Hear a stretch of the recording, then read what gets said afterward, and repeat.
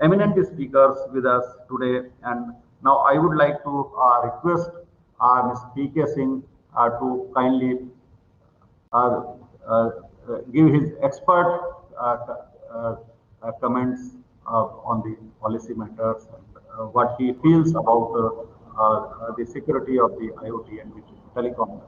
Over to you, P.K. Singh.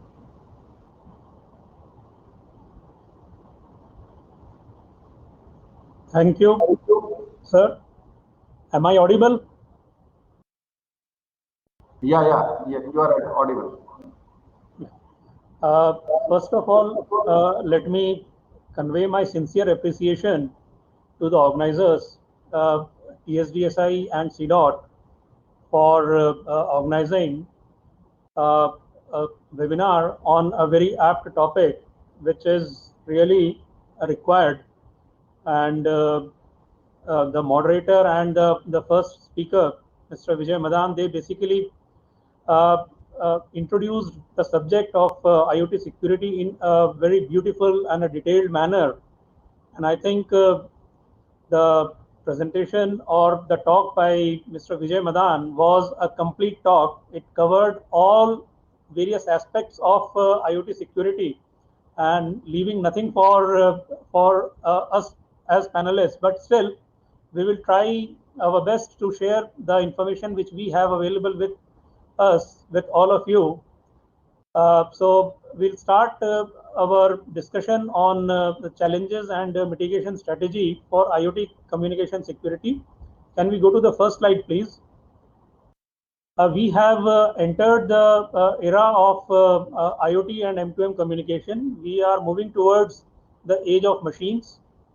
Till now, it was age of Homo sapiens, but now we are gradually moving and evolving towards age of machines, where the human beings are going to get evolved into machines, and these machines are basically digitally connected machines, primarily through the IoT devices, and communicating in a manner in which the machine to machine communication happens.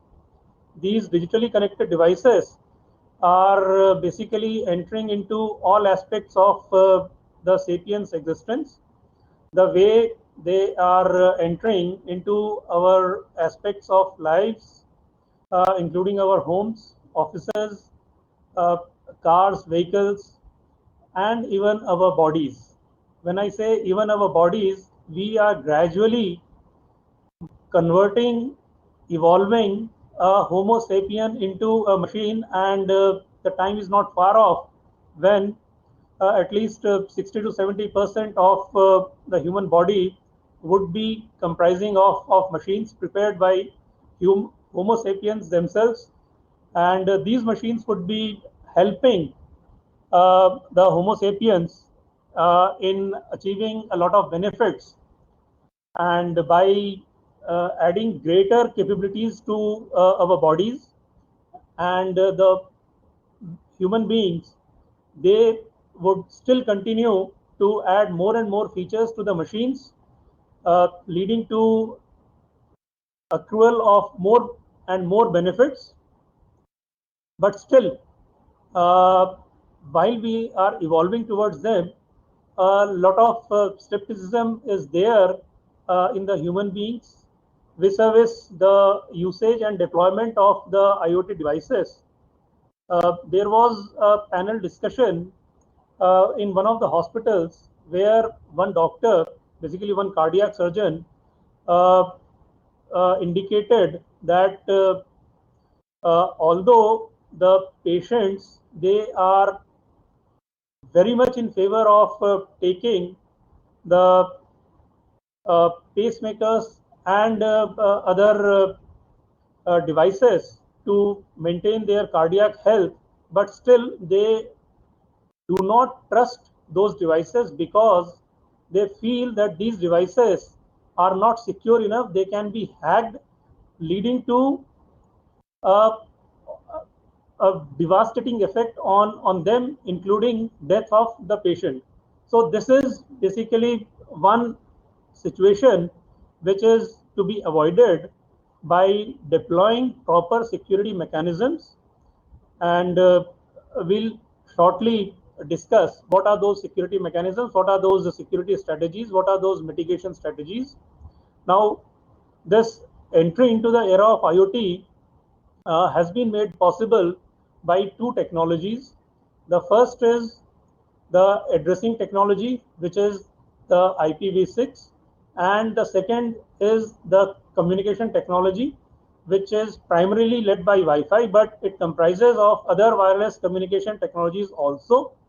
For any network to evolve, what we require two essential ingredients. The first ingredient is how we are going to address the endpoints. That has been taken care by IPv6 with its 128-bit addressing. It provides unlimited addressing space, and the wireless communication technologies, they are basically allowing the IoT devices to enter into a IoT network and start the M2M communications. Then with the advent of this IPv6 and the Wi-Fi and other wireless communication networks, these IoT devices, they have already started exchanging a lot of information. There was a study done by IDC which predicted that by 2025, the number of devices across the network is going to be around 40 billion.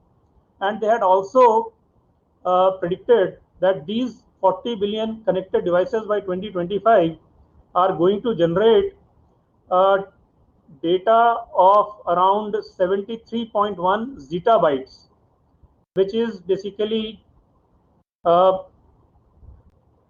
10 to the power of 9, 12, 9 to 10 to the power of 15. Even I am also not aware what exactly is the zettabyte, but the data which is going to be exchanged by these devices over the network is so huge that this data is exchange of the data is required to be secured or protected. Otherwise, it is going to cause a catastrophic effect on the existence of the human society. That is why the security is so essential. There was another study which was done basically by the UK government. It funded and it basically wanted to find out what are the beliefs of the consumers in the IoT devices vis-a-vis the implementation of the security capabilities. So the study provided the information that 70% of the consumers, 70% of the users, they expected that the security was already an inbuilt characteristic of the devices which they are using, but in practice, in actuality, it was not there. So whenever the devices are launched, there is cost cutting. There is a lot of cutting the corners, and that cost cutting and cutting the corners usually happens in the implementation of the security capabilities, security features. And this particular deficiency has been utilized in many of the security incidents which has happened in the past. Uh, uh, in October 2016, the Mirai botnet appeared, and by making use of this Mirai, botnet was created, which botnet comprising of the compromised video cameras and other devices, which started a distributed denial of service attack on the DNS provided by the DIN company. And this DIN DNS was being made use by a lot of companies like Amazon,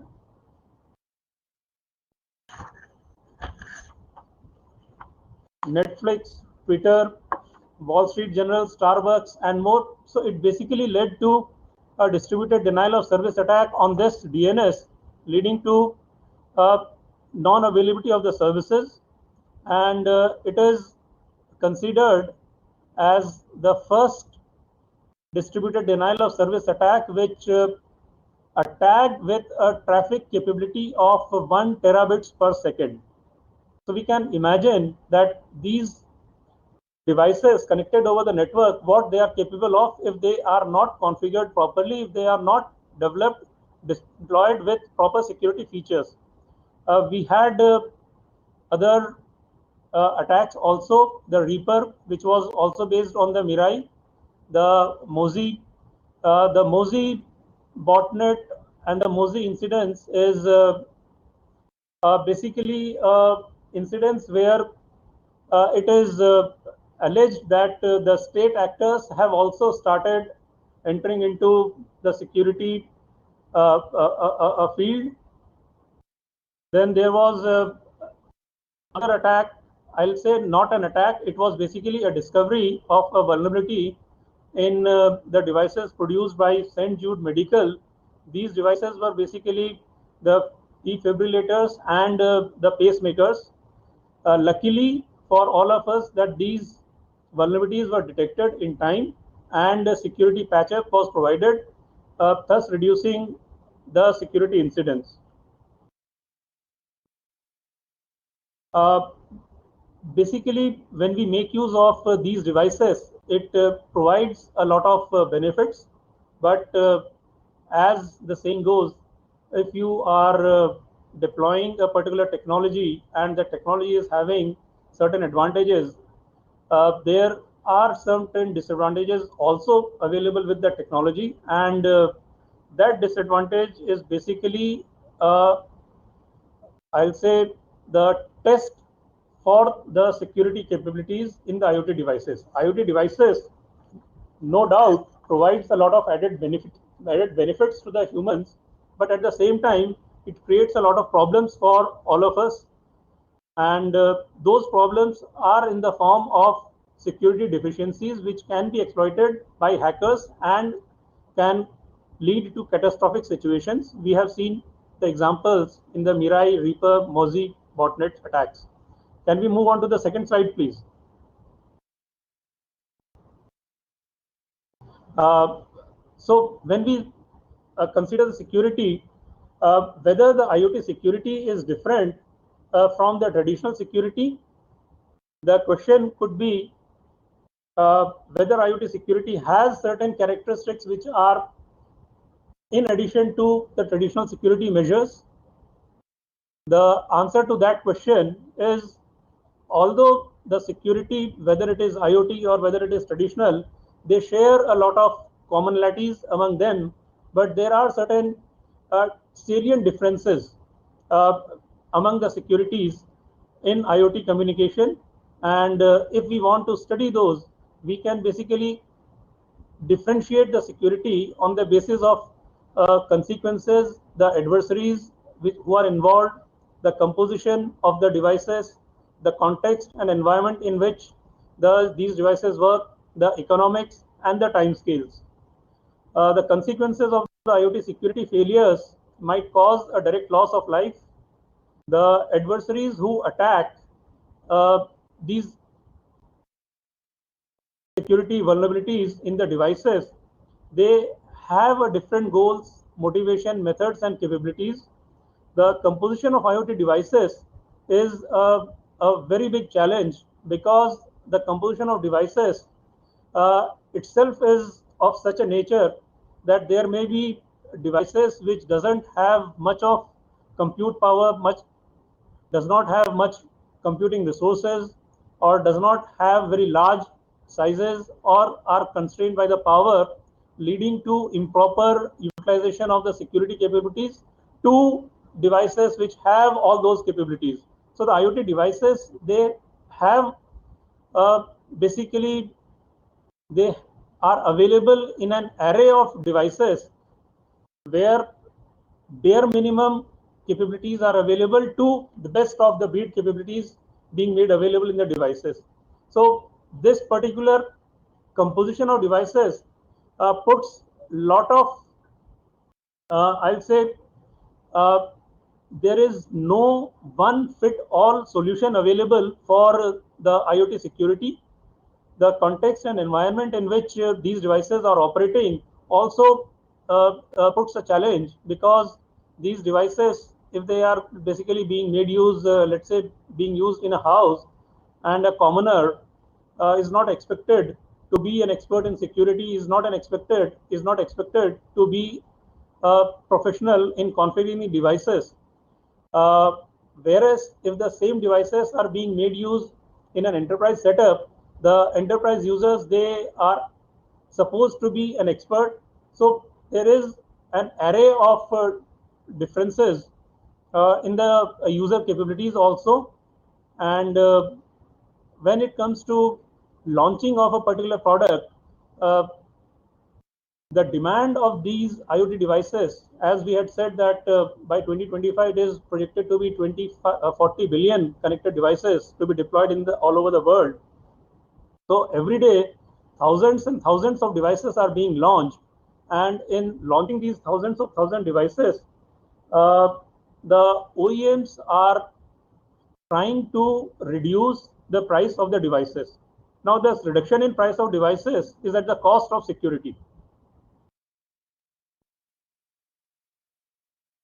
And this cost in form of security vulnerabilities is basically one problem which is exploited by the adversaries.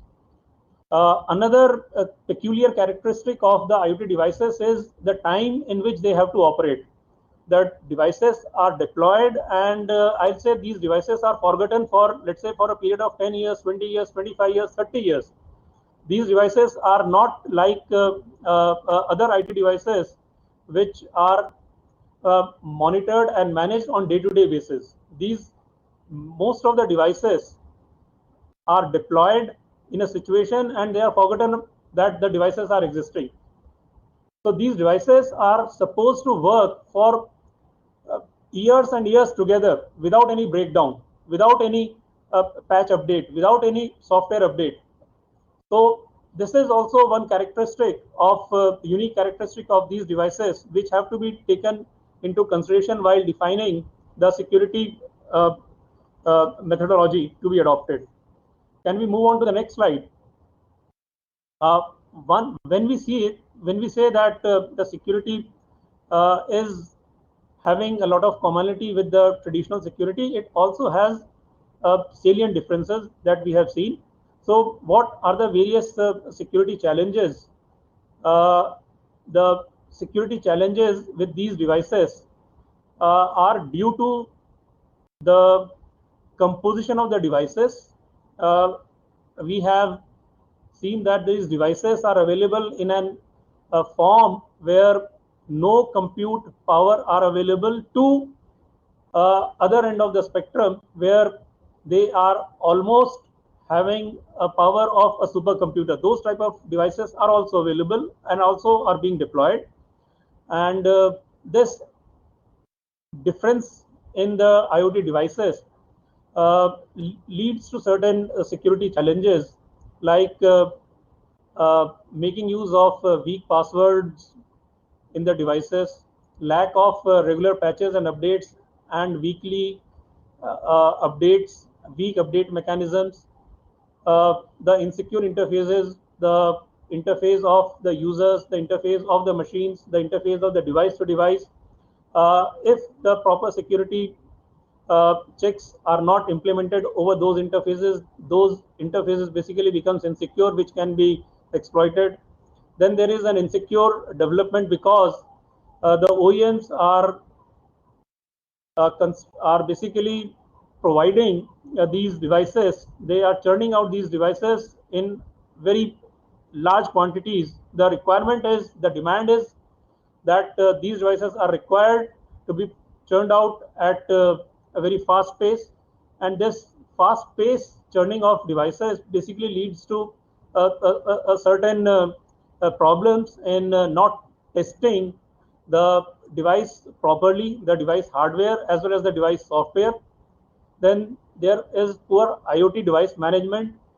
Then the IoT skill gaps among the users of the IoT devices. Then there is a complexity in the available standards, in addition to lack of standards and interoperability testing of the devices. Then the device resources also are insufficiently made available. both in the device as well as in the network. So these are certain challenges which have to be considered while devising the mitigation methodologies. Can we move on to the next slide, please? So the mitigation methodologies or mitigation strategy, there is no single mitigation strategy which will take care of all the variety of devices available in the IoT spectrum. The first thing which we have to consider is we have to secure the IoT network. And for doing this, we can make use of the traditional endpoint security features like deploying the firewalls, the intrusion prevention systems. We can develop the IoT security analytics, which will assist us in determining whether IoT specific attack is impending or is being considered or is being planned or is under operation. So that would be made available, made known to us if we have deployed IoT security analytics capabilities.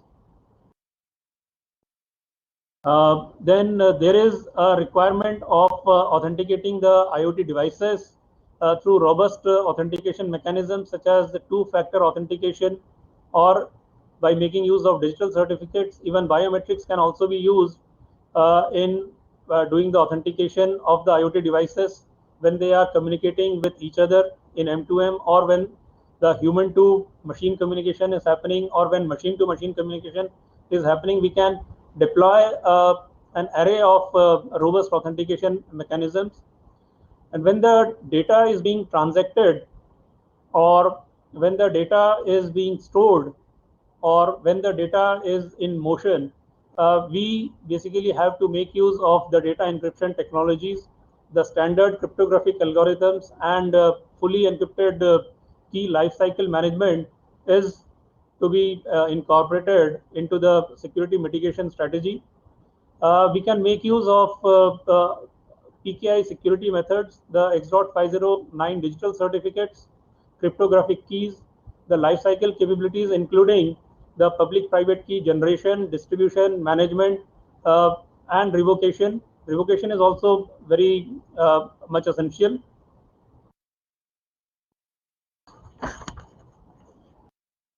Can we move to the next slide, please? The other components of the security mitigation strategy for IoT communication is we basically need to make use of the IoT API security methods. Normally, the access to the devices and access to the servers, which are basically the IoT servers, is made through the APIs, and these APIs are required to be tested from the security perspective, so that there is no unsecure API being made available for access which could be exploited. Then, as I had indicated, yeah, just 5 minutes. There is a need to test the IoT hardware. For that, we need to have a robust testing framework in place to ensure that the security of IoT hardware as well as the security of the IoT software is there. Then we have to develop the secured IoT apps, and we have to, being the manufacturer of the IoT, we have to avoid launching IoT devices in a rush.